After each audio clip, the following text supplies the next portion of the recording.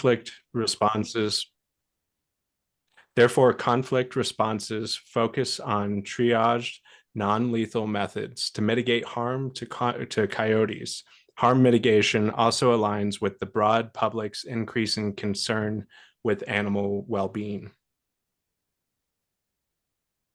Many coyotes call cities and towns like Evergreen home, and not only are they able to thrive in them, but they also contribute to more diversified life when they are present. Coyotes are top-down ecological regulators that contribute to a variety of ecological processes, such as limiting mesocarnivores like foxes and feral cats, rodent and rabbit populations, and consuming carrion, which are dead animals, through which they benefit ground nesting birds. They help control disease transmission and clean up our ecosystems. And if we allow them to thrive, we reciprocate their in-kind contributions to our well-being.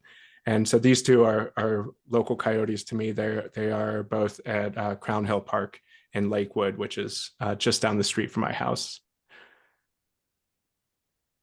So we need to have a basic understanding of urban coyotes' behavior, biology, and ecology to learn to coexist with them without conflict.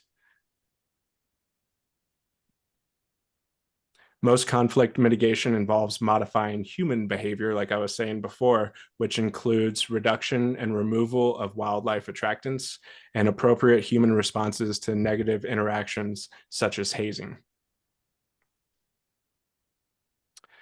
Time and time again, indiscriminate killing of coyotes has been proven to not only solve nothing, but it can lead to more coyotes in a geographic location and more conflicts. So each year, about 500,000 coyotes are killed in the US, and a lot of it is either done by, like in the one photo, aerial gunning. That's done primarily by the US Wildlife Services, and then trapping as well. While snare traps and leg hold traps are banned in Colorado for general practicing purposes, a rancher or farmer can still get a permit to use one if they deem it being required, which no animal should be subject to a trap like that. So, like most things in life, education is key to success. If you're interested in volunteering with Project Coyote and helping educate your area on coexisting strategies, please reach out to me and I can get you set up with necessary tools to implement these techniques in your community. I think we can have a good working relationship with WildAware, getting you guys the tools that you need to set people's minds at ease. The picture on the right with me there, that was at my book release early last year, at Gallery 6 in Denver. Again, the more we understand coyote, the more accepting we will be to have them in our communities. These were all but the one with 5 were at Crown Hill Park. The 5 were at the Rocky Mountain Arsenal Wildlife Refuge. But what's really great about having coyotes around more than any other species is because they're so prevalent, we get to witness not only the coyote being there, but then if you spend more time with them, you can really get to know the individuals and then get to know their behaviors as well. So who is coyote? Coyotes have existed in North America since the Pliocene and have been here for over 1 million years. They're known to display a wide range of emotions, including playfulness and curiosity and grief, which is evidenced by their documented play behavior, distress when facing threats or injuries, and their mourning behaviors when a family member dies. I've seen them, all of these emotions displayed, and even mourning when I saw a mated pair where one had been hit by a car and the other one was hanging out on a rock and would not stop staring in that direction. It was really, really heartbreaking. But they're a vital part of our rural and urban landscapes, and they're able to adapt to a variety of environments. This successful adaptability has also perhaps contributed to people's fear and misunderstanding. Their ability to live in family groups and alone is also very similar to how humans can live. So how big is Coyote? Many people see a coyote and they see an animal in their minds that's much larger than what is actually being seen in reality, especially in winter when their coats have grown in. But the truth is they're a very modest size, especially when compared to medium or large dogs or our gray wolves. So back to behavior, they're highly intelligent and social animals and learn quickly and are devoted parents. They communicate primarily through body language and voice and will exhibit familiar behaviors like play bowing, playing with food, touching, and licking. And many of these traits, I think we would recognize from our domesticated dogs as well. So on the bottom right-hand side of your screen, you see Coyote with dinner, and I've witnessed this a number of times. When they do catch dinner, they are very excited about it. They will toss dinner around in the air and kind of bounce back and forth, just like you would a dog who got his favorite treat, right? And the bottom middle, you'll see that the play bow, which again, something we see a lot in our dogs when they want to play with us. On the left, you see the teeth being bared. It's not, this was not an altercation. This was merely, hey, I'm in charge here. You need to take it easy with your bouncing around. And then top left, again, just the mated pair, loving. They like to touch a lot, and you can see the same kind of touching and loving in the top right, where that is the subordinate female, and that's mom and dad. Their dad's in the back, and mom is getting licked, and she's just saying hi to mom. I know you're still boss, and but I'm happy to be home, because that particular female doesn't always hang out with mom and dad. She kind of comes and goes. So they have interspecies interactions as well. Uh, they especially interact with magpies, and then with badgers as well. And they've been seen playing with domestic dogs. And there was a well-documented case of where a dog actually joined a band of coyotes outside of Las Vegas a couple of years ago, and had been seen on the news running around, acting as if that dog was a coyote. But so on the bottom right, you see coyote and badger working together. This is a relationship that goes back, I don't know how many years, but they just know that they are friend. And so what happens is badger, coyote will lead badger to a particular area. Badger will start digging. If the prey escapes, coyote is there to catch. And so they have a good working relationship together.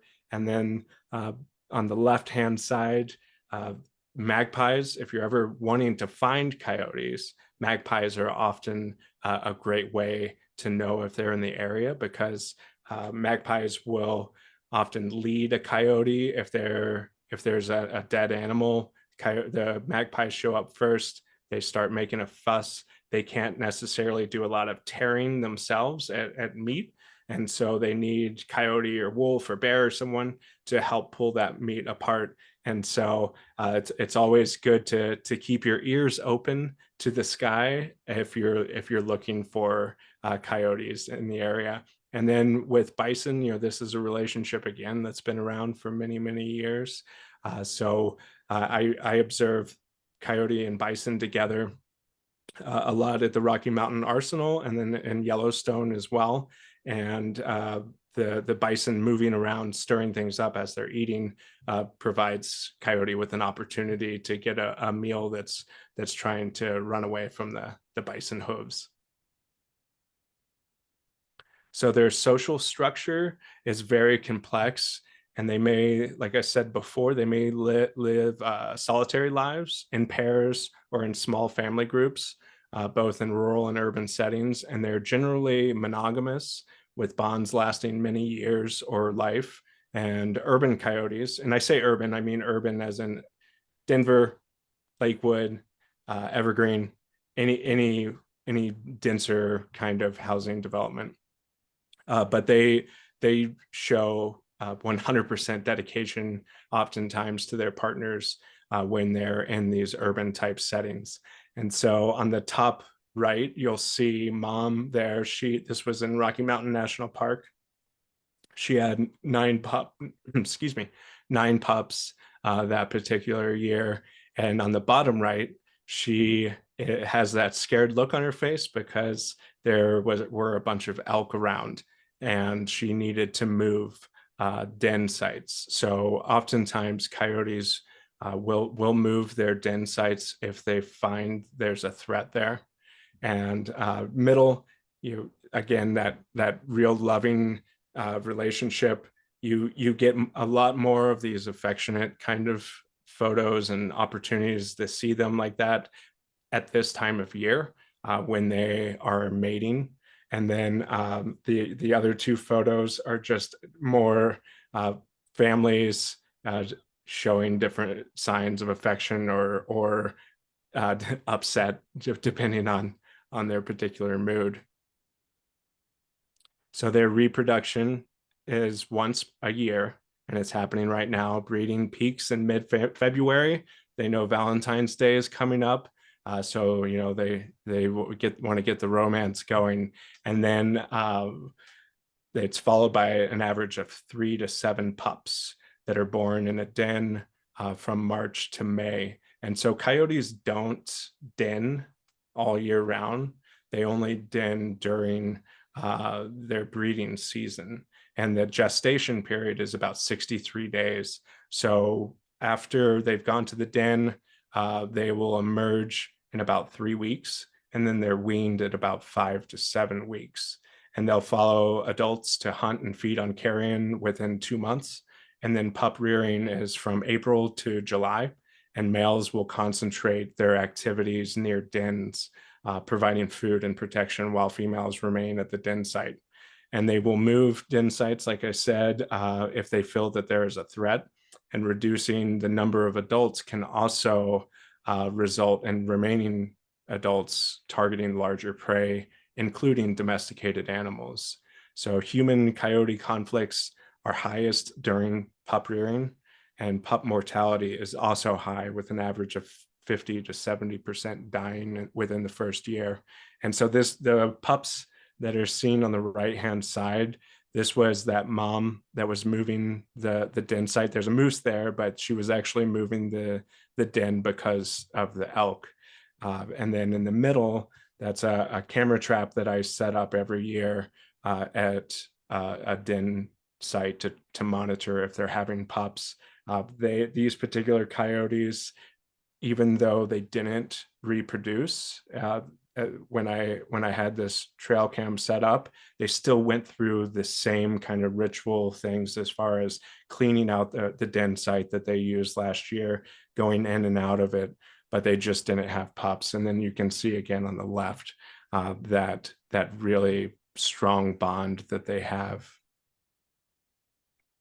And then dispersal season. So some juveniles disperse in late fall to seek new territory, and some remain with their parents. So this marks the second season when a higher presence of coyotes may be noticed.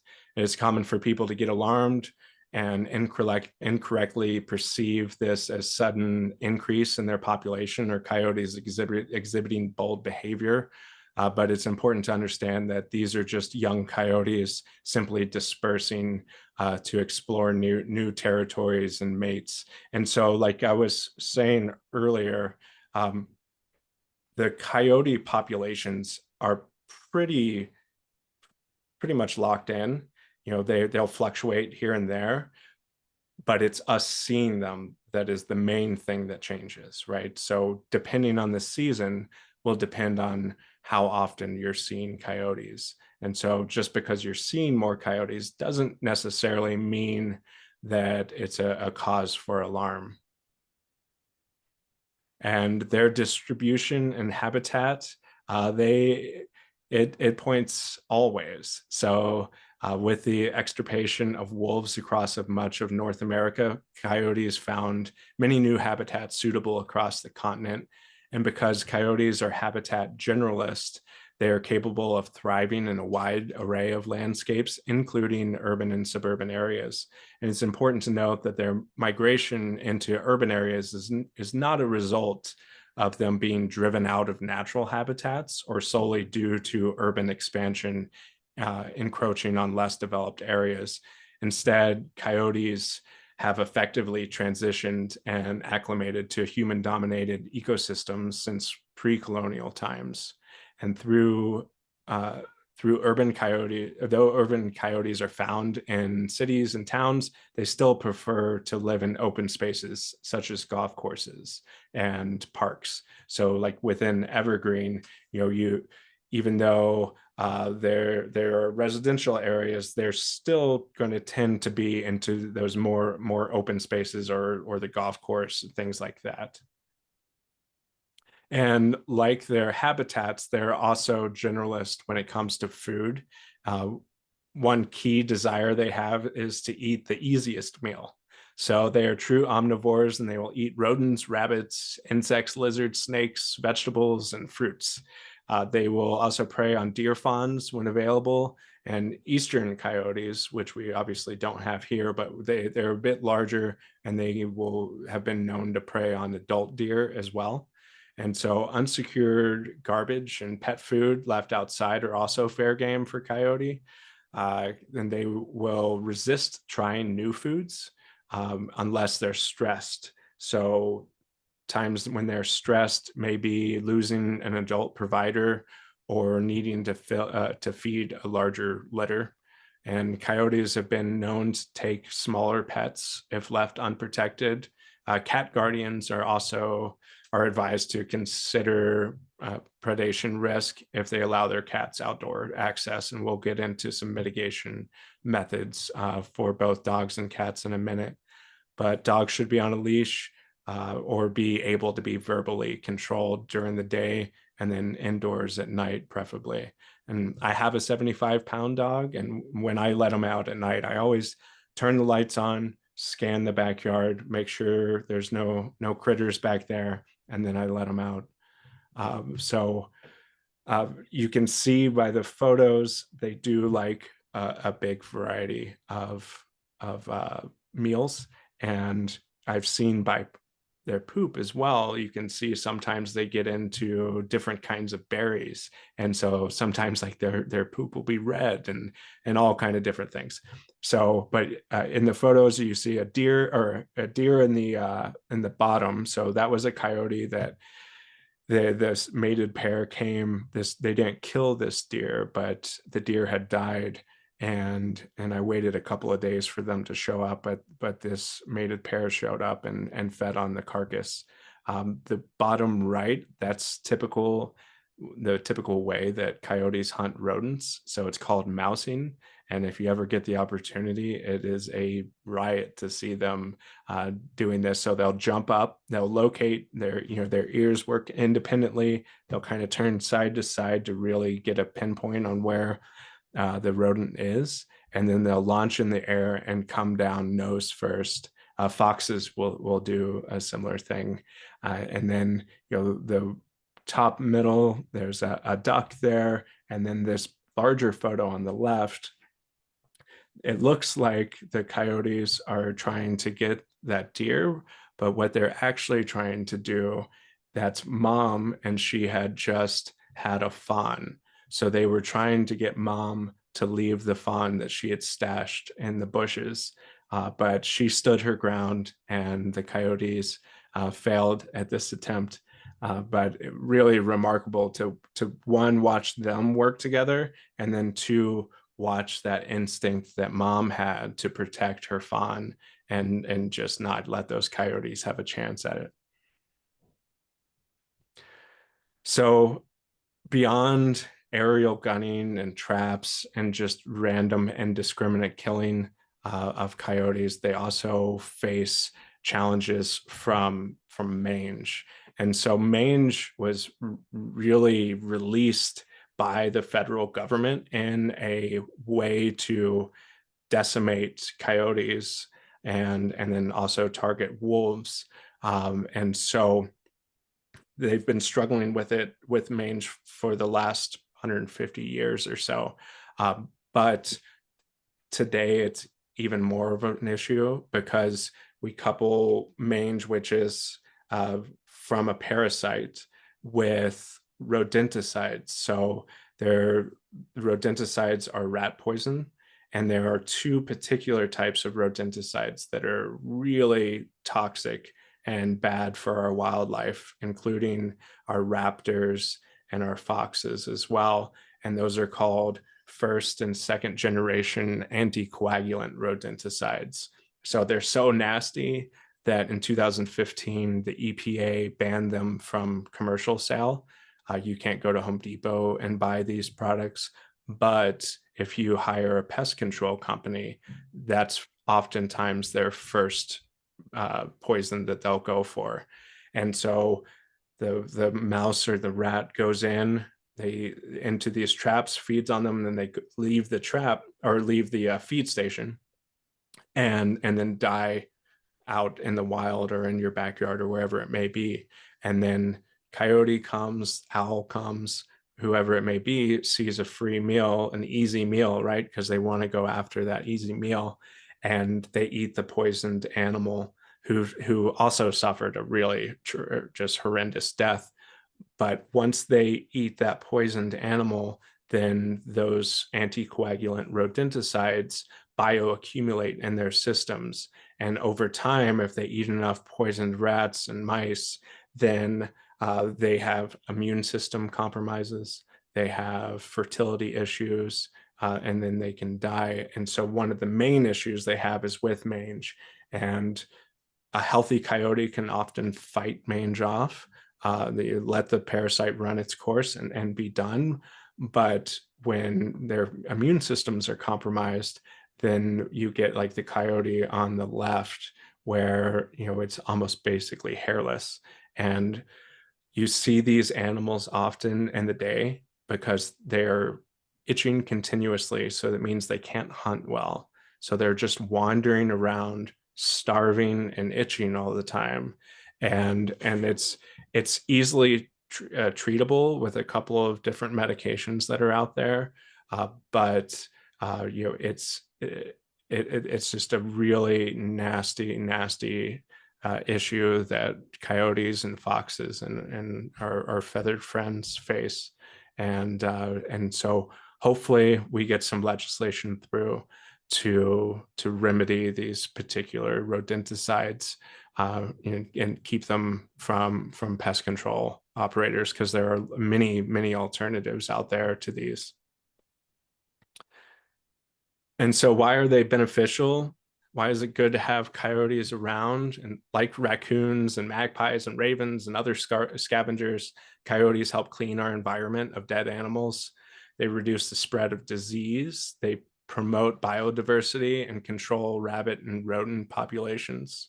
And if you don't like coyotes, it's best to have them around, which is a counterintuitive reasoning, but it's result of their social structure and biology. So they're, like I said before, they're generally monogamous, and dominant breeding pairs from multi-generational family groups will suppress breeding by other group members.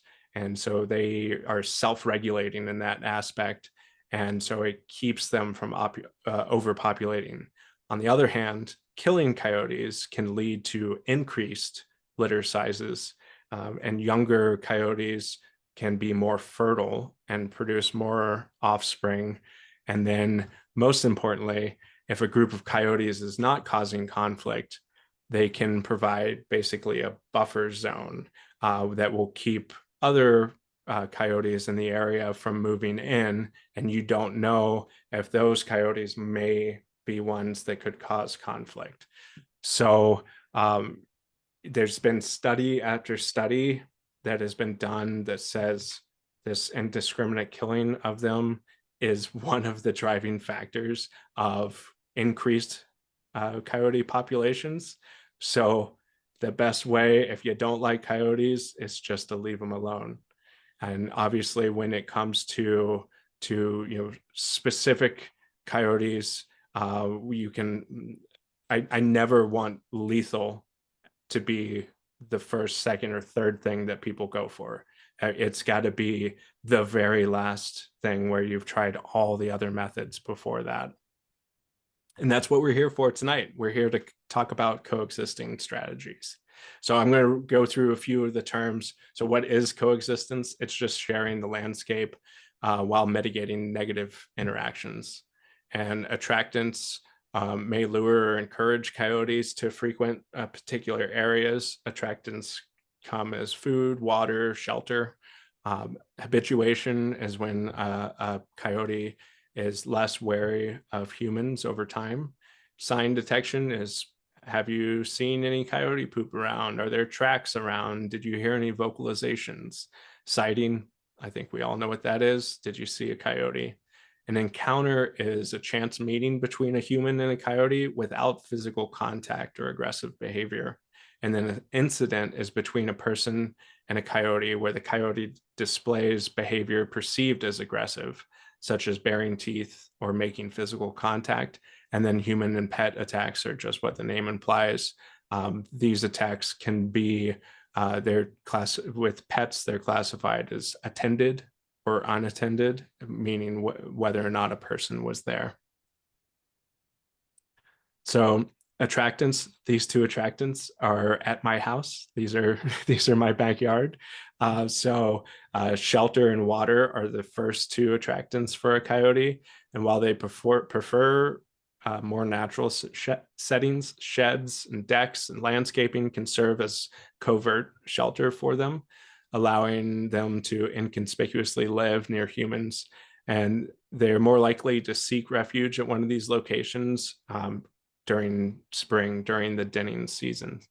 And coyotes can meet a significant portion of hydration needs just from their diet alone, but they will readily drink water if it's available. And so removing water sources can reduce all unwanted wildlife visits. But if you do choose to have water available, always be mindful, especially at dusk through dawn, when pets and children outside. So I haven't had coyotes denning in my yard, but I'm certainly allowing an attractant to be there by that deck.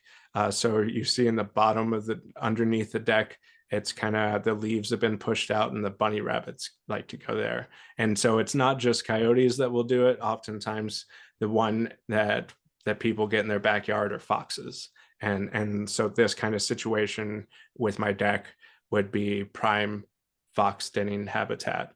And so if at all possible, with a coyote or with a fox that chooses your deck or backyard to be the location of their den, if it's possible, just let them be there.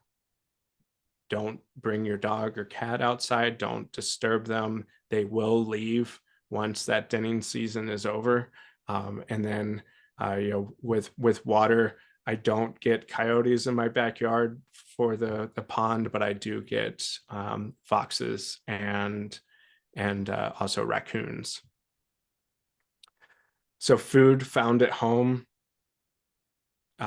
because they're omnivores, a variety of food sources may be available to them at homes. This can be through direct or indirect means. So pet food left outside, bird seed, compost piles, gardens, and fruit trees all attract prey species, but those are also things that coyotes like to eat as well. And with these higher density of food sources, it can then lead to higher densities of coyotes. So direct and indirect feeding can encourage coyotes to associate humans with food, potentially leading to problematic interactions. And there was a study by White and Gert done in 2009. And in that study, a third of the reported incidents, coyotes were either being intentionally or accidentally fed by residents near the site of the attack. And so I'm sure many of you heard also on Thanksgiving Day of last year, 2024, a little girl in Colorado Springs was bitten pretty severely by a coyote. And I met with CPW, and the officers there immediately found out that a neighbor had been intentionally feeding the coyotes. So while that neighbor might have thought they were doing a good thing by feeding wildlife, they caused a little girl to almost die. She had 127 stitches in her head, and then it was tragic too, because those two coyotes in the area that were being fed were killed by Colorado Parks and Wildlife, because there was just no way for them to dehabitualize them. I made that word up. So most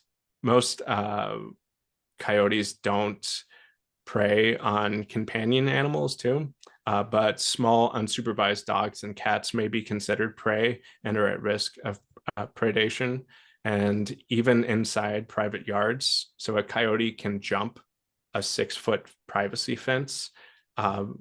It's not, they're not technically just clearing it in one fell swoop, but they will jump to the top and then jump in. And so there are coyote fences that you can put on. So they're basically these rollers, these long tubes. So when the coyote jumps, and foxes again can jump the same method over a 6-foot fence. So, but when the coyote jumps on there, that top roller spins and they're not able to push off and get into your yard. And then another method, it would be to have on the outside of your fence, you can have like a small awning where it's angled and the coyote tries to jump, and then they just slide off the back and they're not able to get in with that second leap from the top. Let's see. So, and please remember that a coyote does not view a small dog or cat as a pet, but it's just viewed as a small potential food source. So when letting a pet out, either scan the yard for animals first, and at minimum, turn the lights on if it's in the evening before the pet is allowed outside. But best practice is to go outside with the animal if they need to go out. So catios. So this is my catio. I adopted a little girl this year, and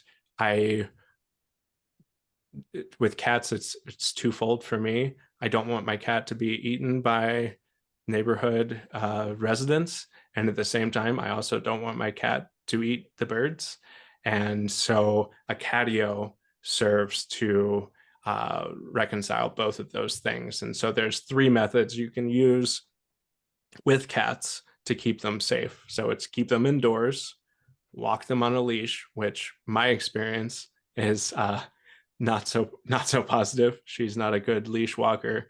And then the third is building a catio. So I built this one. It's 4 foot by 8 foot, and it cost me about $400, and I built it in a day. And then I'm gonna end up expanding it some this spring. And then there's a company called the Catopia that is a Colorado company, and you can go on their website and see all the different catios they've built. They are more expensive, obviously, because of labor involved, but I'm always happy to talk catio with folks if anyone is interested in building one. And you can do it either with wire, like rabbit wire on the side, or I opted to do a screen just because I wanted to be able to keep my window open and not have bugs come in. Feeding feral cats. So this can lead to potential coyote predation, and cats are drawn to outdoor pet food, like we went over earlier, and they can also view the cats as prey. And there are ways to minimize risk with coyotes. You can set a time, provide the food during the day at a set time, and offer an amount that the cats can consume in a short time frame, and then immediately remove any leftovers. And then you can install elevated feeding stations, or install an apron on the bottom of these elevated feeding stations, and that'll help prevent raccoons or possums from being able to climb up to it. And then dogs. So dogs can be viewed in two different ways. So they can be viewed as a possible food source or as a threat. So it depends on their size. So as threats, they can lead to a rare attack, and which research suggests that it's territorial rather than predatory. And the vast majority of attacks happen when people ignore leash laws. So small unattended dogs are more likely to be seen as potential prey, and larger dogs are, again, any attacks on larger dogs are rare, but most occur during pup rearing season. And so, the coyotes, especially the male, mom is home with pups. The male is out there getting food, and then he's also protecting. He's not just protecting from your dog, who he views as a threat, but from other coyotes and other carnivores.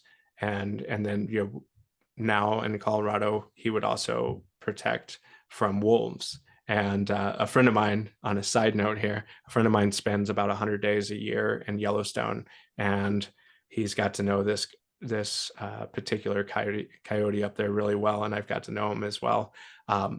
And he had a video of a coyote chasing a wolf away from the den, and the wolf had the most flabbergasted look on his face, like, you're crazy and I'm not messing with you. So it's really, when it comes to family, they're just going to do what they can to protect, just like people would, right? Like, don't mess with my kids. And then there's also protective vests, that if you have a small dog that you're concerned about any kind of attacks, they can have spikes or bristles or lights to deter attacks, and those work really well. Oops. So going through, and Christy, I can send you this checklist, but this is just a really good way of making sure that you are doing things to eliminate coyotes from visiting your yard. Like, if you're feeding birds, make sure that your bird seed is not all over the ground. Not only can that attract coyotes, but then again, it can attract mice and rats, which will also attract coyotes. Um, don't let your cat outside unattended. Fruit trees, so they love fruit. Coyotes have been known to climb apple trees and pick an apple off of a limb. So they're breaking all the rules, acting a bit cat-like there, climbing a tree. But they are true omnivores, and they will do what they want to get some food. Make sure your trash cans are secure, especially in evergreen. We not only with coyotes but with bears as well. Clean your outdoor grill. Make sure, ideally, with my deck, I would have some wire that goes down. Do not allow animals underneath. That would be best practices. But you can look over this checklist and see how you're doing there and what improvements you can make. But it's always going to come down to food sources, water, and shelter are your main areas you got to look out for. So hazing techniques. So we always want to go with coexistence strategies first. So hazing is one of those coexistence strategies, and it's basically coming down to, I'm big and bad, don't mess with me. So the first thing you can do is make loud noises, whether you're clapping your hands, if you have something in your physical, like if you happen to be outside with a pan, bang the pan, that kind of thing. In the summertime, if there were a coyote in your backyard and you had your hose, You can shoot the water near the coyote. That will do enough to make the coyote flee. Again, shout. Uh, most wildlife don't like human voices. So, in fact, talk radio has been proven with mountain lions. So, I did a workshop with the Mountain Lion Foundation a couple of years ago, and they will hang talk radio, or you can put on your favorite episode of the Wildlife Wire and have it hanging on outside, and just that sound will deter animals from that area. Excuse me.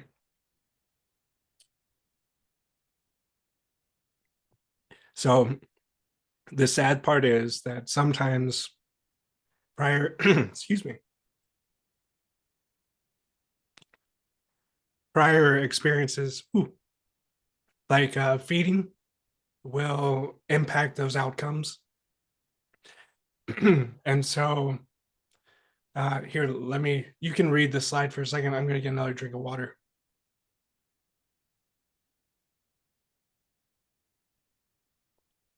All right. So make sure when you're hazing that you're also keeping eye contact. It's really important to the animals, again, don't like that when you make eye contact, whether it's with a wild animal or with a person in a like an intense way, they're going to get the message pretty quickly. And so always as you're hazing, keep that eye contact, keep yelling, and then the coyote is going to 99 out of 100 going to go ahead and leave that area. But make sure you're hazing when appropriate. So just seeing a coyote walking by is no reason to haze. Coyotes, I always, when I view coyotes, I see a bubble around them. And so they are really smart animals, and they learn depending on where they live. There depends on how big that bubble is around them, right? So coyotes, like at the arsenal, because they have a lot more open space, their bubble is really big, so you can't get close to one of them. They're just going to flee. Where, say, at Crown Hill Park, they deal with people and people walking their dogs all the time, and so that bubble is smaller, but they're still, as soon as you enter into that space, they're out of there. And so being cognizant of that, and just because even if a coyote is walking towards you, that doesn't again mean you need to haze. Once it gets within 10 feet, that's when you're like, okay, you got to get out of here. But depending on how familiar they are with people and with dogs will depend on that bubble. And it also provides some really unique opportunities to see coyotes up close in a non-confrontational manner. Mark, we have 10 minutes left. Yep, sorry. So think smart. So stop, make yourself look big, alert the coyote and people around, and then continuously repeat and reinforce, just like you would do with a pet, right? You reinforce behaviors and then teach others how to do it. We went over when not to, especially if they're sick or injured, contact a rehabilitation center.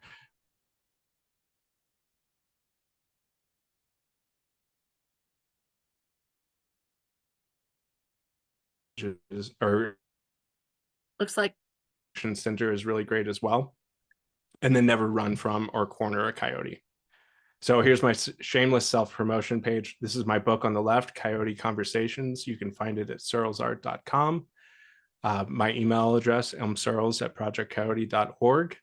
I have started the Colorado Wildlife Alliance and the Wildlife Wire with Samantha Miller, who we both came from the Prop 127 campaign, and she was campaign manager there. So Wildlife Alliance is an opportunity to get the tools necessary to speak with CPW at CPW commission meetings and provide opportunities to make better changes for all our wild neighbors. And then the Wildlife Wire is a weekly podcast. We do top 4 news stories and then a long form interview after that. And that is it for me. Sorry for my losing my voice there in the middle, but I'm happy to stop sharing. And let's see here. And we got, all right. Do we have any questions? Yes, we do. All right. You said something right in the beginning. This is my question. And I think you had a slide about this. But you said something about let the coyotes know that your property isn't for them. And so I suppose not having water, not having shelter, not having food out there is what you do. Yeah. And if you see coyote, you can't do it from inside. So be outside unless if there would be the rarest of circumstances that coyote would not leave. But as soon as you make as soon as a human is present, they're gone, right? They don't want anything to do with you. So any hazing that would be done needs to be done outside. Okay. Why do coyotes howl? All kind of different reasons. They're very social, so they have lots of different calls. You'll hear them more at this time. A lot of it is finding mates for or excitement around having a mate, and then territorial as well, talking to other coyotes. If you have sirens going by, that pitch will often be similar to them, and they'll start singing, thinking, hey, that's a different coyote coming into my neighborhood. I need to tell them I live here. They will also have more distressful kind of calls. So I've witnessed them when a mountain lion was nearby and they were pacing back and forth and just yipping continuously. Anyone could have understood that it was a stressful situation. And so, yeah, it's just a variety. They can be happy. When they howl, that doesn't mean they killed anything. Like Okay. that's a very common misconception. It wouldn't be in their best interest, right? To be like, hey, everybody, I got food over here. So that's just a old school kind of myth. Do they also howl at the moon like wolves? So yeah, they will howl. Yeah. So when wolves howl, they're not necessarily howling at the moon, but they're howling. They could be ready to go for a hunt, and they will hunt more on a full moon because it's lighter outside. And so there's a bit of an association there, but it's not. They're not looking at the moon and howling. Although some coyotes will look at a sunset every night, and I don't know if they just love sunsets. This one particular coyote does, but yeah, they will howl at a variety of times.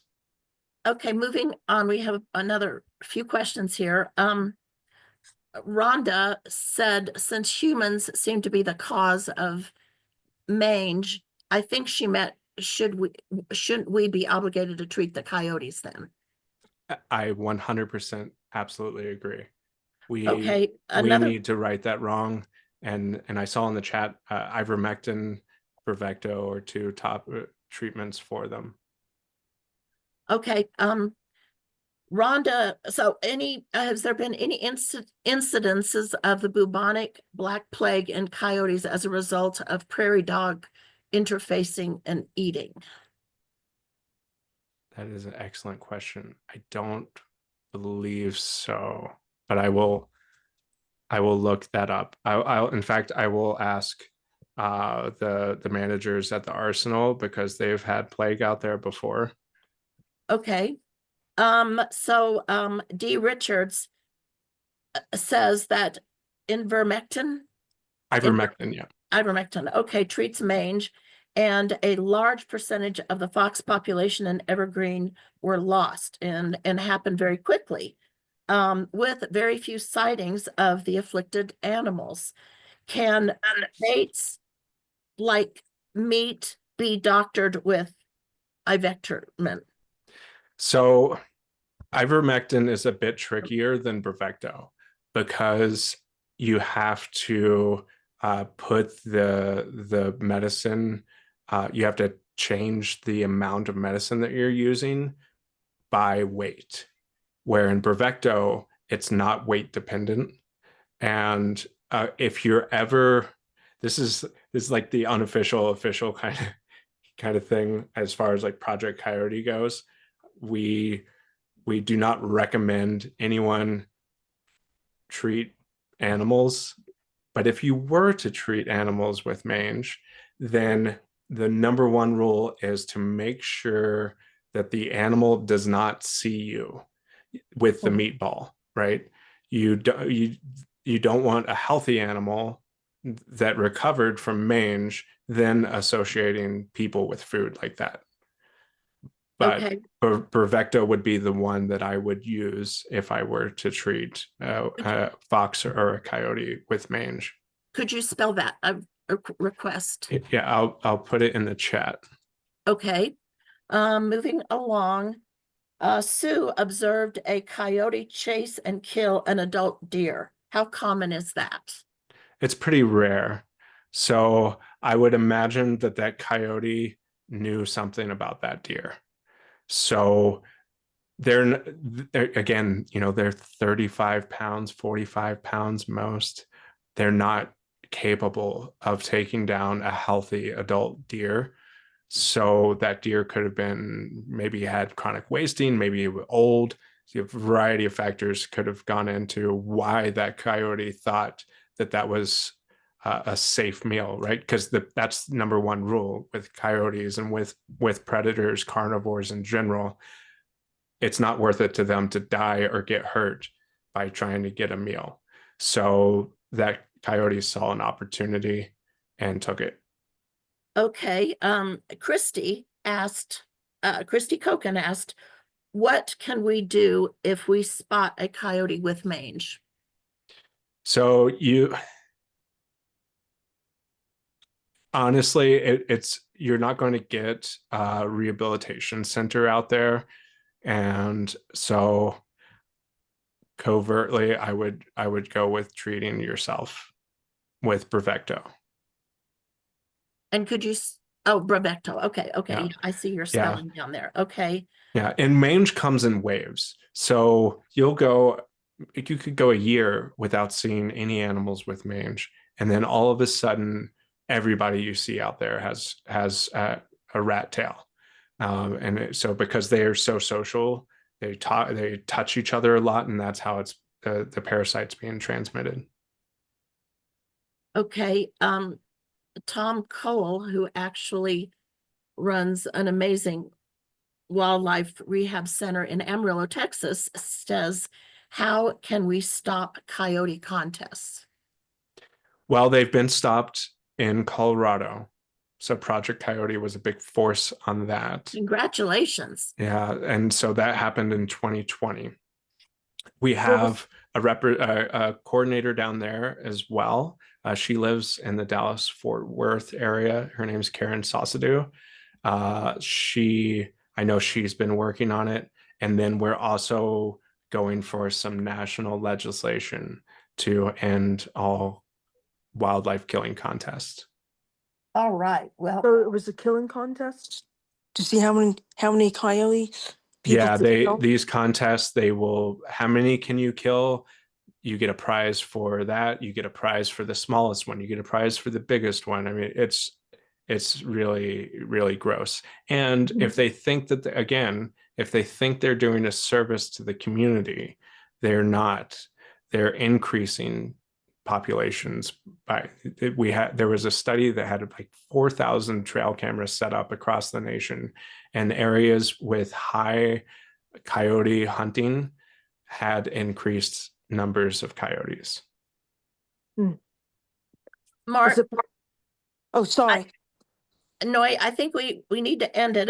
It's a couple minutes after 7. Here's another new message. Jeremy asked, what kind of groups of people put these contests on? Yeah, Sounds Not the kind of deplorable. people that are going to be on a Wild Aware that's call. right. They're not going to volunteer with us. That's for sure. That sounds so deplorable. Yeah, it sure does. Well, I think, folks, we need to wrap it up. Mark, this has been fascinating. Every question I had, you answered. You Oh, answered good. a very easy to understand. Christy will make this recording available. We have the names of everybody that participated in this, and so chances are you'll receive an email link, and maybe anything else that Mark would like to share to you folks. Lots of thanks. Lots of people love this, Mark. So we feel Yeah. so privileged that you took time to do this, and I think you guys are getting more snow than we are down here right now. Yeah. Yeah. Well, thank you for having me. Always feel free to reach out whenever you have any coyote or bobcat, any kind of carnivore related question or concern, and I'm happy to see what I can do. Okay, well, thank you very much. Folks, if you want more information, we have information on wildaware.org. That's our website about coyotes and most of the wildlife in our Front Range here. And we are a total volunteer organization. You can sign up to volunteer with us. We have many opportunities. We had many volunteers joining us tonight and several board members. So we really appreciate it. This was a really good showing for Mark and for our coyotes. We appreciate any donations. Mark does too, as they help us continue educating our communities to promote peaceful coexistence with our wildlife. So thank you all very much for joining us. A special thank to Mark Surls. Appreciate it very much, and everybody stay safe on the roads tomorrow. Thank you, Mark. Thank you, Leanne. Well Thank done. you, Thank you, Mark. Christy. Thank you. And Christy. Good night, everyone. Good Thank night. you. Thank you. Bye. Thank you. Bye-bye. Bye. Okay. Well done, you guys. Looks like there are more questions in here. We can maybe answer them. Well, I think Send them a message. Yeah, if you have questions that we didn't get to, if you email me, I can answer them via email, and then y'all could shoot them out. I am tomorrow. I'm going down to Buena Vista tomorrow afternoon for a CPW and Wildlife Services wolf existence workshop. But I'll be around earlier in the day. I only see one, and I think that you question unanswered. I think what it is, you answered it, but why do the numbers increase in areas with a lot of coyote killings? Yeah, so a lot of it has to do with compensatory rebound. So basically, if the carrying capacity of an area is 10, but say 6 coyotes live there, and they have staked out like that, they've filled up that area and no other coyotes are moving in. You kill 4 of those. Now those 2 remaining cannot fill that whole void. So you're either going to have more coyotes moving in from other areas, or those 2 remaining are going to have larger litter sizes. And then so that leads to it. If you kill older coyotes that maybe aren't breeding as much anymore, and then they're replaced by younger, more fertile coyotes, that can lead to more coyotes in the area. So yeah, it's counterintuitive, but time and time again, research has shown that does lead to increased populations. And so you have to kill, if you wanted to kill all of the coyotes, if you wanted to get rid of coyotes, you would have to kill like over 75% of them. Like anything that they just will continue to repopulate the area. And so that's one of the reasons when we went through this great kill all the predator time in America, that coyotes thrived and wolves didn't. So there was two reasons. One, because of their ability to reproduce. Two was wolves. You'll get a lone wolf looking for new territory, but they target large mammals, and so they need big packs. And so when you remove a significant portion of a pack, then that pretty much ruins the whole pack. Where coyotes, like us, can live in a pack or live on their own and be just as happy either way. And so they were able to slip under the radar a little bit easier too, and move across from here all the way to Georgia and Florida and Maine, and kind of go undetected, moving in single or pairs. All right. Good explanation. Yeah, I'm going to go put my daughter to bed. So thank you all so much.